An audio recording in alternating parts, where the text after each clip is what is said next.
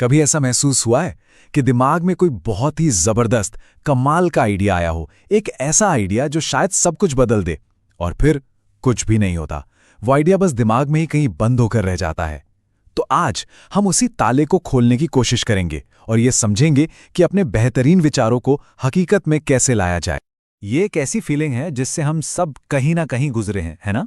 वो एक अधूरा सा ख्वाब, वो कोई बड़ा सा लक्ष्य जो हमेशा बस थोड़ा दूर ही लगता है। इसमें कोई अकेला नहीं है। लेकिन सवाल यह है कि आखिर हमारे सबसे अच्छे आइडियाज अक्सर सिर्फ आइडियाज ही बनकर क्यों रह जाते हैं? तो जिस सोर्स की हम बात कर रहे हैं वो इस प्रॉब्लम को एक नाम देता है, शेख चिल्ली का जाल। शेख चिल्ली की कहानियां तो सुनी ही होंगी, है ना? जो हमेशा ख्याली पुलाव पकाता था, बड़ी बड़ी योजनाएं बनाता था, लेकिन करता कुछ भी नहीं था।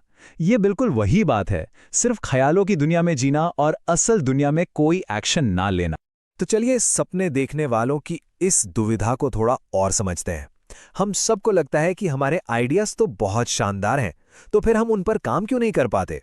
असल में ये विचारों और एक्शन के बीच एक बहुत बड़ा गैप है और हमें सीखना होगा कि इस गैप को भरें कैसे। यहाँ एक बहुत ही दमदार बात कही गई है, जो केवल विचार करता है, क्रियाशील नहीं होता। उसके विचार उसे निष्क्रिय और निरर्थक बना देते हैं। मतलब अगर हम सिर्फ सोचते ही रहेंगे तो हमारे सबसे अच्छे विचार ही हमारे सबसे बड़े दुश्मन बन जाएंगे। वही हमें आगे बढ़ने से रोक देंगे। तो इसका मतलब प्रॉब्लम आइडिया की क्वालिटी में नहीं है। असली सवाल यह है, क्या वो आइडिया हमारे लिए सही है? असली वजह कहीं और छिपी है और हमें उसे ही ढूंढ निकालना है। जरा इस तस्वीर को देखिए। एक तरफ एक महान विचार है, एक आध्यात्मिक गुरु बनना, और दूसरी तरफ असलियत, परिवार की जिम्मेदारियां, नौकरी का प्रेशर, घर के खर्चे। अब जब सपनों और हकीकत के बीच इतना बड़ा फासला हो तो जाहिर सी बात है कि इंसान जहां है वहीं फंसा रह जाता है। और यहीं पर कॉन्सेप्ट आता है प्रवृत्ति का। प्रवृत्ति मतलब किसी का अपना मूल स्वभाव, उसकी नेचुरल टेंडेंसी। मान लीजिए कोई ऐसा इंसान है जिसे शांति पसंद है और उसका आइडिया है एक बहुत बड़ा शोर शराबे वाला इवेंट मैनेजमेंट बिजनेस शुरू करने का। तो यहां वो अपनी प्रवृत्ति के खिलाफ जा रहा है। अब सक्सेस मिलना मुश्किल हो जाता है क्योंकि अंदर से ही एक लड़ाई चलती रहती है। तो फिर इसका हल क्या है? हल ये है कि अपने आइडियाज को फिल्टर किया जाए, उन आइडियाज को ढूंढा जाए जो हमारे अंदर की आवाज से मेल खाते हों। तो ये अपना सच्चा रास्ता कैसे खोजा जाए, आइए देखते हैं। यहां एक 4 स्टेप की प्रोसेस है। सबसे पहले अपने सारे आइडियाज को इकट्ठा करें, फिर हर एक को अपनी प्रवृत्ति के तराजू पर तौल कर देखें। खुद से पूछें, क्या ये सच में मैं हूं? जब वो आइडिया मिल जाए जो अंदर से एक शांति और फोकस वाली फीलिंग दे, समझ लीजिए वही सही आइडिया है। बस उसे पकड़ लीजिए और फिर छोड़ना नहीं है। अगर आसान भाषा में समझें तो सबसे अच्छा आइडिया वो है जो बिल्कुल नेचुरल लगे। ऐसा ना लगे कि उसे किसी ने जबरदस्ती थोप दिया है। वो ऐसा लगना चाहिए जैसे वो हमेशा से हमारे अंदर ही था, बस खोजे जाने का इंतजार कर रहा था। ठीक है, तो अब हमारे पास सही आइडिया है। अब आगे क्या? अब हम अपनी कल्पना यानी इमेजिनेशन की शक्ति का इस्तेमाल करेंगे। और यहां इमेजिनेशन का मतलब सिर्फ दिन में सपने देखना नहीं है, बल्कि इसे एक बहुत ही पावरफुल टूल की तरह इस्तेमाल करना है। इमेजिनेशन को कभी कम नहीं आंकना चाहिए। न्यूटन ने गुरुत्वाकर्षण की कल्पना की, डार्विन ने इवोल्यूशन की कल्पना की, मार्क्स ने एक अलग समाज की कल्पना की। दुनिया में हर बड़ा बदलाव किसी न किसी के दिमाग में एक कल्पना के तौर पर ही शुरू हुआ था। जरा अपने मन को एक बगीचे की तरह सोचकर देखिए। अगर आप इसे यूं ही छोड़ देंगे तो इसमें जंगली घास और खरपतवार उगाएगी, डर, चिंता, बेकार की सोच। तो इस मन के बगीचे के माली भी हम खुद ही हैं। तो फिर एक अच्छे माली को करना क्या होता है? उसे खरपतवार यानी जो बेकार के और अव्यावहारिक ख्याल हैं उन्हें उखाड़ फेंकना होता है।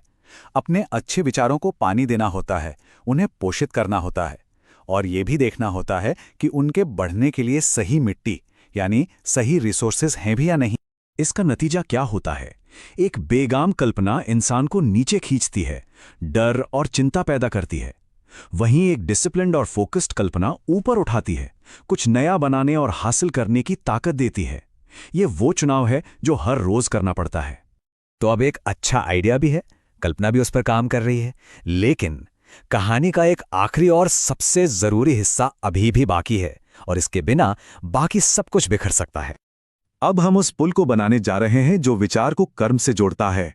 ये वो जगह है जहां सोच हकीकत में बदलती है। तो ये है पूरी यात्रा, एक ऐसा विचार जो हमारे स्वभाव से मेल खाता हो, एक रचनात्मक कल्पना, फिर एक ठोस योजना और उसके बाद सबसे महत्वपूर्ण कदम कर्म यानी एक्शन।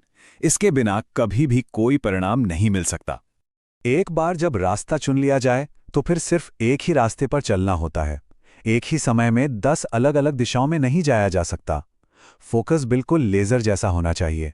यही कामयाबी का सबसे बड़ा राज है।